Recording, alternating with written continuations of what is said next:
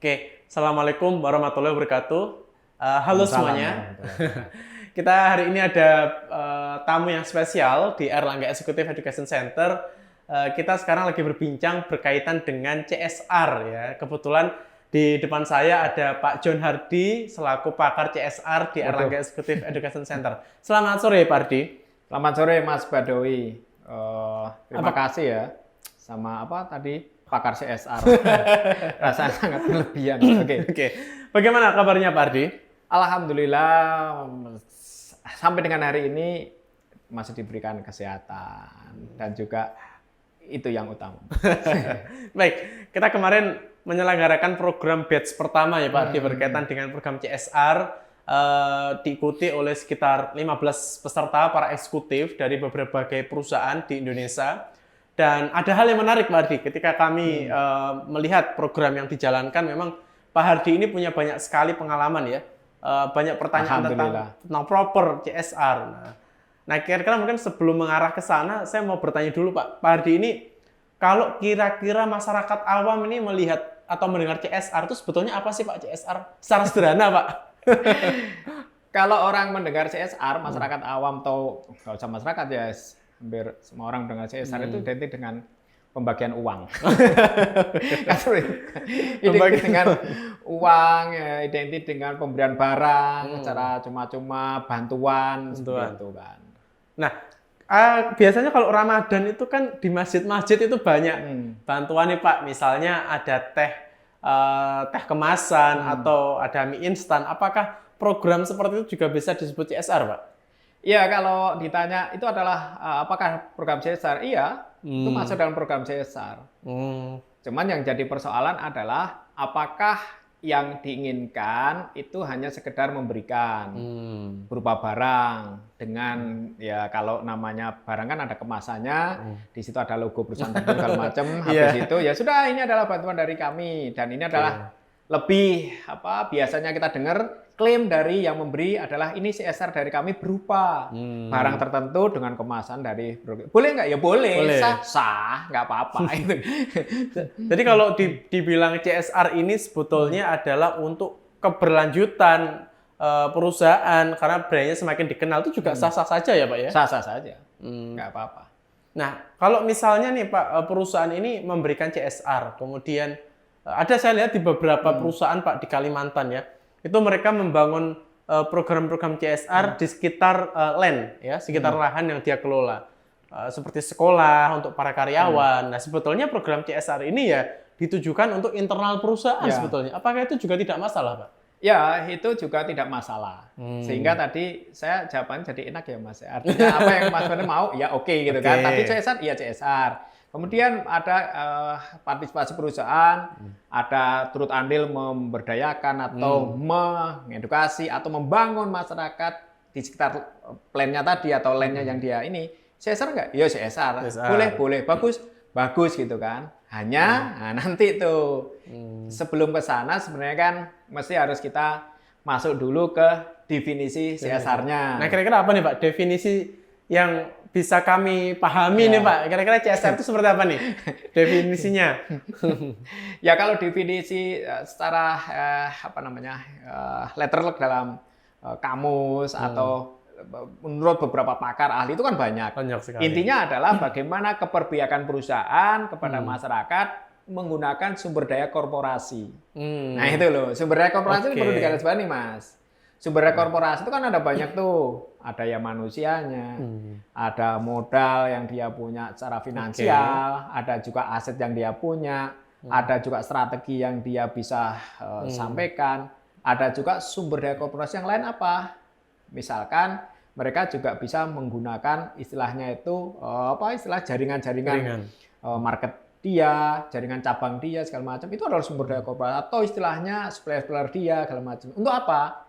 Keperpihakan pada masyarakat. Masyarakat siapa? Masyarakat utamanya adalah di mana bisnis itu beroperasi. Gitu. Nah, saya perhatikan ada beberapa sektor usaha itu Pak, itu memiliki dampak salah satu contohnya adalah polusi Pak. Nah, ada bisa dalam bentuk polusi udara, polusi ke limbah pada mencemari sungai. Nah, apakah kalau kita bicara CSR itu didahulukan yang mengurangi dampak itu dulu? Ataukah kita, wah nggak masalah lah di desa sebelah butuh jalan kita kasih dana buat jalan atau seperti apa? Sebetulnya.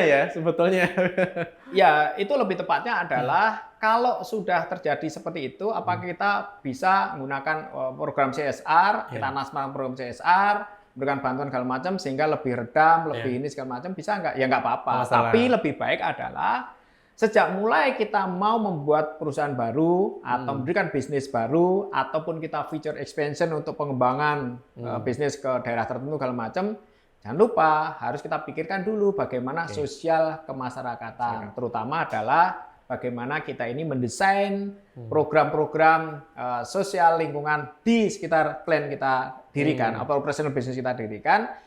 Nanti yang muaranya adalah masyarakat setempat merasa tidak ditinggalkan, merasa tidak tiba-tiba berdiri sebuah perusahaan segala macamnya, masyarakat merasa terlewati. Sebenarnya itu persoalan adalah yang tadi saya bilang, CSR tidak hanya tadi saya bilang keperpihakan, tapi lebih dari itu adalah kepekaan. Bagaimana perusahaan itu atau institusi bisnis dengan lingkungan masyarakat sekitarnya. Oke, jadi mungkin di menit-menit pertama ini ada dua poin ya Pak ya. Bisa jadi program CSR itu ditujukan kepada internal karyawan perusahaan, sanak familinya seperti sekolah tadi. Yang kedua masyarakat sekitar. Ya, betul. Tapi kalau dari aspek policy Pak yang diberikan oleh negara kita berkaitan CSR, atau saya juga pernah melihat di salah satu undang-undang itu menyebutnya adalah PKBL kalau tidak salah. Nah itu beda lagi atau sama Pak dengan CSR ini? Kalau dalam prakteknya istilahnya yang tadi, ada di event tertentu, perusahaan berikan barang segala macamnya, itu adalah action ya dalam prakteknya. Itu bisa sama karena praktek memberi giving, pemberian ya kan dari perusahaan kepada masyarakat gitu kan. Tetapi cara regulasi memang akan berbeda. Kalau CSR kan memang diatur dalam mulai undang-undang ya, yang biasa orang biasanya kan langsung di Undang-Undang PT, yaitu Undang-Undang nomor berapa, 40 tahun 2007 misalkan. Padahal sebelum itu sudah ada tuh undang-undang sebelum, misalkan Undang-Undang minyak dan gas ya, misalkan nomor 22 tahun 2001 itu minyak dan gas. Sudah ada itu, kemudian baru lain-lain segala macamnya. CSR itu diatur di situ kan, dari mulai bagaimana perusahaan itu wajib melakukan program CSR, hanya nanti besarnya yang belum ditentukan. Sesuai dengan umumnya berapa Pak? Umumnya besaran CSR itu? Ya sesuai dengan yang mereka punya capitalnya gitu kan. Jadi nggak ditentukan sekian persen segala macam enggak. Baru kalau kita bicara soal PKBL, baru itu ada peraturannya. Itu hanya BUMN ya Pak? Ya, tapi berlakunya untuk BUMN dan itu berdasarkan Permen BUMN, peraturan BUMN baru ditentukan Mas. Namanya kan PKBL, Program Kemitraan Bina Lingkungan, di mana ada persentase berapa yang harus diberikan besarnya PKBL yang harus dikucurkan pada masyarakat. Itu gitu. Berarti PKBL itu besaran persentasenya hanya untuk para BUMN ya Pak ya? Ya, perusahaan-perusahaan yang BUMN, BU, BUMD ya itu juga. Berarti untuk private company sebetulnya juga kesadaran masing-masing ya Pak ya? Betul, wajib melakukan sekali lagi ya. Perusahaan-perusahaan yang bukan BUMN atau BUMS itu wajib melakukan, hanya besarnya sampai dengan hari ini belum ditentukan. Kalau umumnya Pak, berapa sih kalau kita bicara private company? Pak Ardi juga sudah menangani beberapa company kan di swasta. Apakah ada, aduh Pak ini CSR-nya nggak begitu signifikan, kita kasih 1% saja?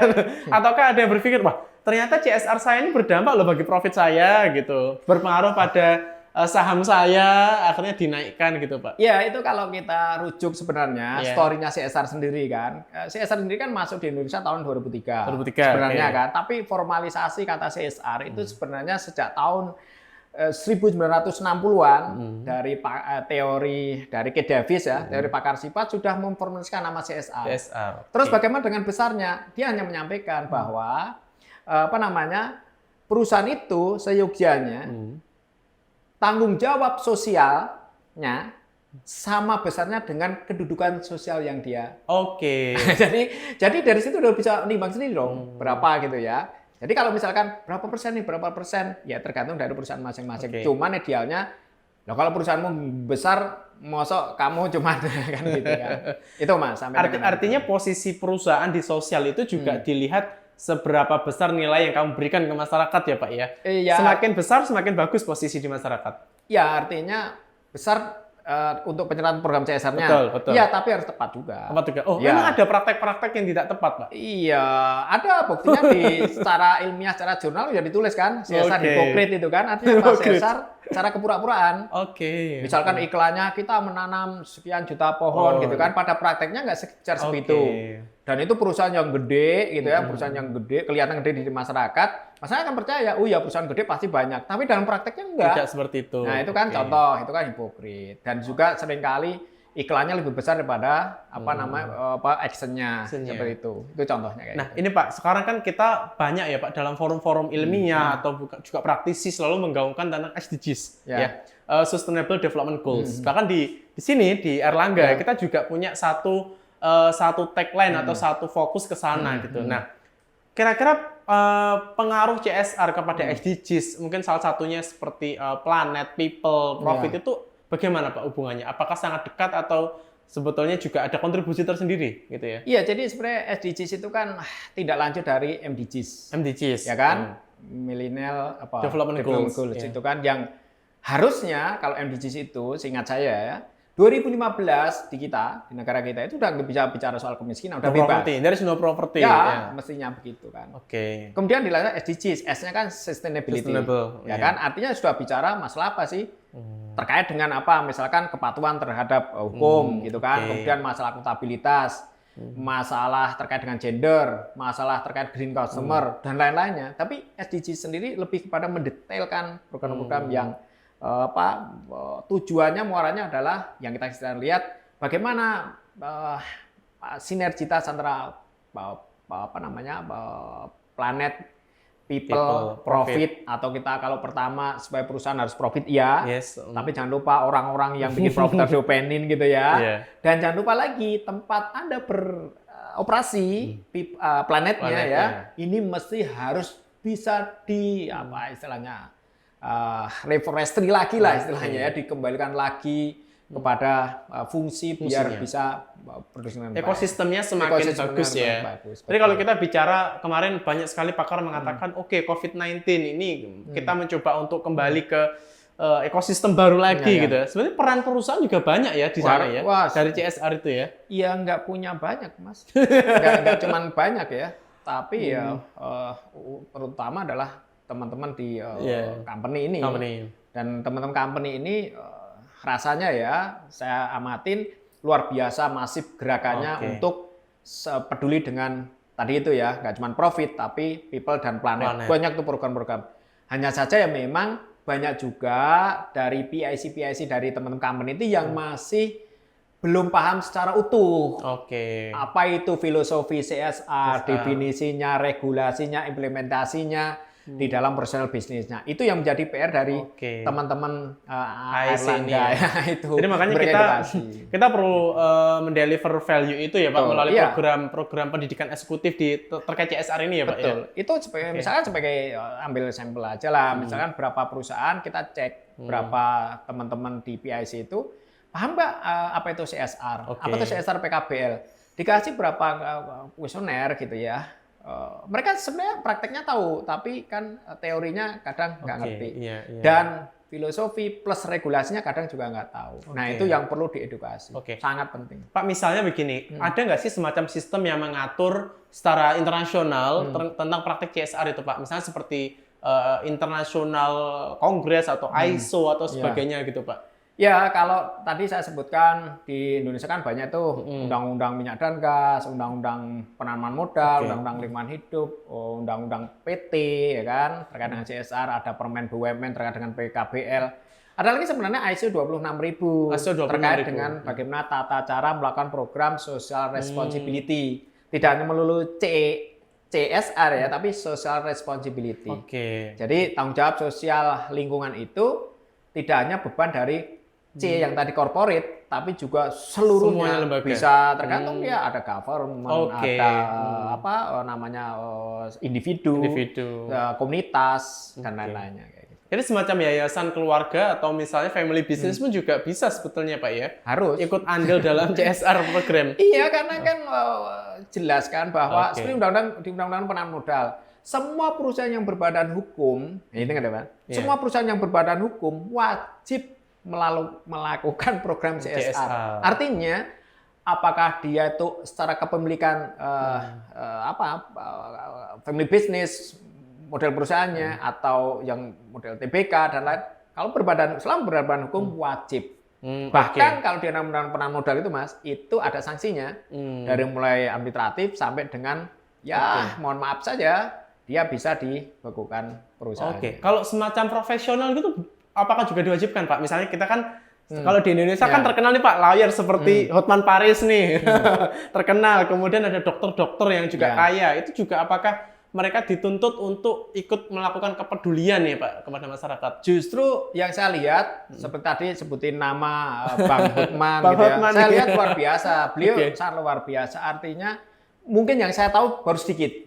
Contoh misalkan secara pribadi dia sayangin pedagang segala macam.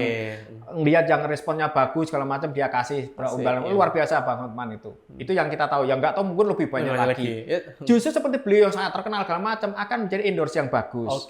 Itu malah saya dorong haruslah mestinya begitu. Tapi rasanya beliau akan melakukan. Seperti saya contoh di beberapa media itu Bang Hotman ini punya satu warung kopi Joni kopi Joni Nah, itu kan tempat untuk memediasi betul. Apakah itu bentuk kepedulian juga, Pak? Tadi yang saya sampaikan di awal, CSR itu tidak hanya penyertaan dari perusahaan berupa materi uang gitu tapi bisa sumber daya korporasi. Seperti tadi sebutin, dengan keilmuan beliau segala macamnya berbagi cara ini biar bagus segala macamnya, itu adalah bentuk ISR juga, individu social responsibility. Tergantung kalau misalkan nanti masuk di corporate-nya beliau, jadi program CSR-nya melalui berbagi ilmu dari itu kepada masyarakat. Yang membutuhkan. Iya, justru itu luar biasa Mas. Dikasih uang, dikasih barang, sebentar habis. Kalau dikasih ilmu, makanya kan investasi leher ke atas itu kan lebih sustain. Iya. Gitu. Jadi yang namanya program CSR atau kepedulian itu tidak hanya profit company, tapi juga bisa entitas-entitas lain seperti pemerintahan, yayasan, bahkan sampai ke profesional individu ya Pak ya? Luar biasa sekali ya. Sangat luar biasa Mas, karena oleh karena itu dari dulu saya dorong ya, sejak karir saya di CSR sampai dengan hari ini, saya selalu dorong betapa luar biasanya misalkan masing-masing itu dengan kemampuan dan kepemilikannya mau care dan share. Itu yang terpenting. Care dan share bukan karena diminta, tapi karena dasar kepekaan. Ini ada dorongan internal Pak ya. Itu baik. Luar biasa. Sebetulnya kalau misalnya nih Pak, profit company berkolaborasi dengan pemerintah, berkolaborasi dengan misalnya kelompok tani atau semacam yayasan di masyarakat, itu juga bisa mempercepat proses kesejahteraan itu ya Pak ya? Itu yang kalau dulu saya sampaikan seringkali juga terkait dengan program MDGs maupun SDGs gitu kan, itu nggak bisa hanya satu pihak melakukan kemudian bisa berubah, tapi kolaborasi semua pihak. Sama dengan program CSR ini, kalau hanya company sendiri yang melakukan tanpa ada kolaborasi dengan government, dengan stakeholder yang lain, rasanya juga akan banyak hal yang menjadi berat. Ada gap banyak ya. Tidak hanya sumber dayanya yang intinya adalah materi dari company ada gitu. Tapi database kewilayahan bagaimana? Betul. Kalau ada pemerintah, ada government yang nyiapin database-nya. Sebagai contoh misalkan saya sebuah perusahaan yang udah go public sudah 20, 30, bukan 100 tahun di Indonesia ini misalkan, saya kepingin membantu untuk stunting misalkan kan, pembebasan stunting atau mengurangi angka kekurangan gizi anak gitu kan. Wilayah Jawa Timur misalkan begitu.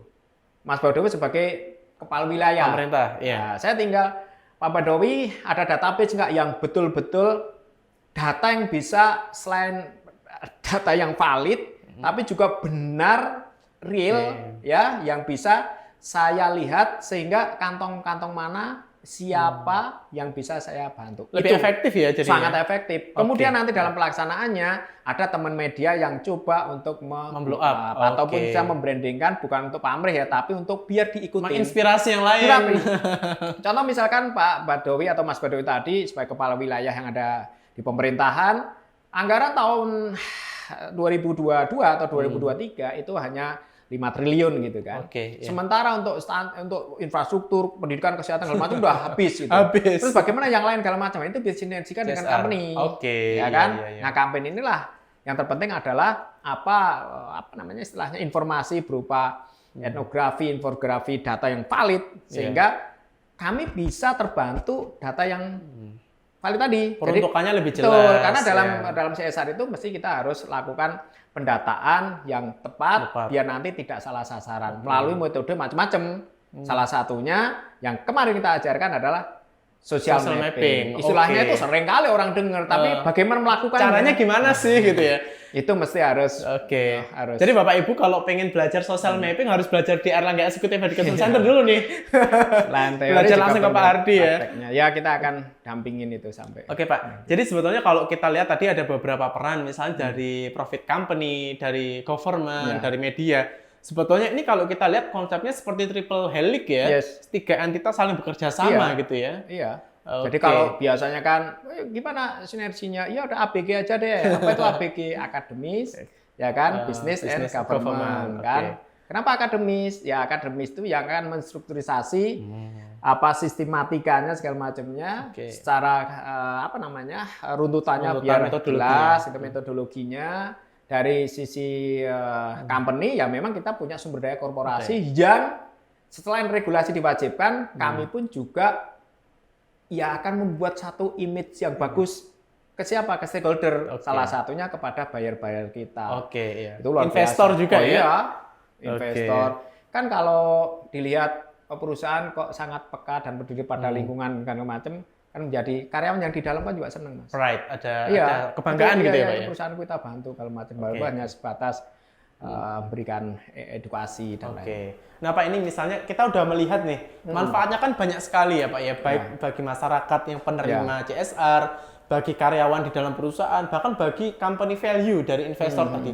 Tapi kalau kita lihat data, selama ini masih ada beberapa perusahaan-perusahaan yang belum melakukan itu Pak. Kira-kira apa masalahnya? Apa kurang pengetahuan tentang CSR atau prakteknya seperti apa? Iya, karena ini juga berdasarkan pengamatan saya dan juga diskus dengan teman-teman perusahaan yang ada gitu ya.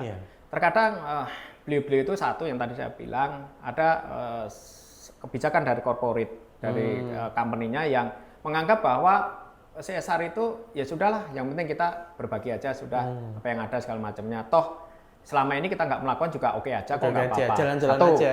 Satu kan gitu. Kedua, belum ada istilahnya market pressure. Misalkan contoh saya perusahaan yang memang perusahaan buyer saya, istilahnya buyer saya, pembeli saya itu mewajibkan. Mewajibkan ada program CSR melalui apa? Melalui audit. Audit dari buyer. Nah, audit itu biasanya ada audit produk, food safety, misalkan gitu ya. Tapi ada lagi audit sosial. Nah, begitu kita sebagai company yang dihadapkan dengan buyer yang harus audit sosial, salah satunya adalah bagaimana program kita terkait dengan lingkungan masyarakat mau tidak mau dia harus melakukan. Dan untuk melaksanakan pun juga terkadang beliau-beliau itu sangat kekurangan sumber daya, yang terutama terkait dengan kompetensi terkait ya program CSR, pemahaman terkait program CSR. Itu masih banyak, Mas. Jadi harus belajar tentang CSR dong. Harus. Nah, sementara yang produksi apa namanya istilahnya pemahaman soal CSR kan di perguruan tinggi atau kursus segala macam. Tapi selama ini Mas Badu saya lihat sendiri kan prakteknya masih sangat jauh ya. Iya, karena kan banyak teori segala macam. Tapi bagaimana sebenarnya? Contoh tadi social mapping. Apa hanya mendata warga? Enggak.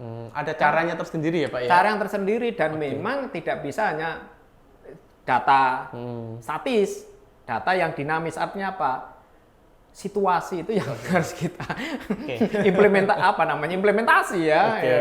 Situasi itu. Terima kasih Pak Hardi. Saya rasa manfaat tentang CSR ini sudah sangat kita pahami bersama ya. Ya, kita berharap program CSR ini semakin digalakkan di masyarakat sehingga membantu ya. Salah satunya no poverty, kemudian pendidikan juga semakin diangkat, lingkungan juga dan sebagainya. Mungkin kalau boleh ada satu semacam closing statement dari Pak Hardi bagi para Bapak Ibu di Indonesia, praktisi di Indonesia, kira-kira seperti apa Pak? Silahkan Pak. Dari saya sederhana aja, intinya adalah CSR itu bukan hanya keberpihakan, tapi kepekaan. Dan kepekaan itu diperlukan oleh siapa? Seluruh entitas. Baik company, kemudian government, kemudian juga stakeholder yang lainnya. Kenapa? Karena dengan kepekaan itu tujuan operasional dari perusahaan insya Allah akan tercapai dengan menyenangkan semua orang. Artinya lebih kepada nilai positif perusahaan itu kepada masyarakat. Baik. Itu. Terima kasih Pak Hardi atas waktunya. Sama-sama. Terima kasih. Baik, Bapak Ibu semuanya, praktisi-praktisi di Indonesia. Jadi kalau Bapak Ibu ingin meningkatkan corporate value ya dari investor, dari karyawan atau mungkin juga dari masyarakat, jangan sungkan-sungkan ya untuk mengalokasikan dananya untuk CSR. Nah, berikutnya adalah bagaimana cara CSR. Nah, supaya lebih tajam cara melakukan CSR, silahkan ikuti program-program training tentang CSR di Erlangga Executive Education Center. Baik, saya Badawi untuk Erlangga Executive Education Center. Sampai jumpa pada program berikutnya.